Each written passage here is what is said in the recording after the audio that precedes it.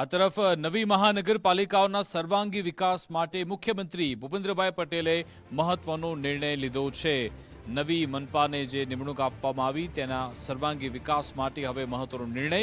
નવરચિત મહાનગરપાલિકા માટે મુખ્યમંત્રીએ મહત્વનો નિર્ણય લીધો છે। હવે વિવિધ 11 પ્રોજેક્ટ માટે 5 વર્ષ સુધી જમીન વિના મૂલ્યે મનપાને ફાળવવામાં આવશે। નવા ઉમેરાયેલા વિસ્તાર અને ટ્રાન્ઝિશન પીરિયડને જોતા આ નિર્ણય સરકાર તરફથી લેવામાં આવ્યો છે।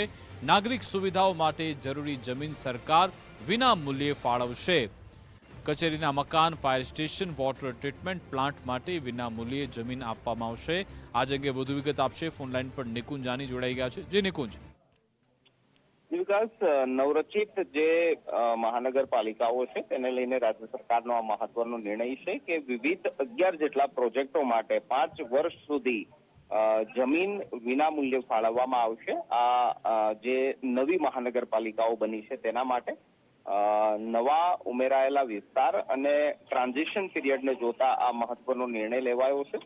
નાગરિકોની સુવિધા માટે અલગ અલગ કચેરીઓના મકાન, fire station, water treatment plant, ભૂગર્ભ જળ, કન્વેન્શન સેન્ટર સહિતના જે અલગ અલગ કામો છે જેના માટે રાજ્ય સરકાર દ્વારા વિના મૂલ્યે જમીન આપવા માટેનો નિર્ણય લેવાયો છે। મહેસાણા, નડિયાદ, આણંદ, નવસારી, વાપી, મોરબી, ગાંધીધામ, સુરેન્દ્રનગર અને પોરબંદર જે નગરપાલિકાઓ હતી તેને હવે મહાનગરપાલિકાનો દરજ્જો આપવામાં આવ્યો છે અને આ 11 જેટલી મહાનગરપાલિકાઓ માટે રાજ્ય સરકારનો આ મહત્વનો નિર્ણય જોવાઈ રહ્યો છે। બિલકુલ આભાર તમામ જાણકારી આપવા બદલ।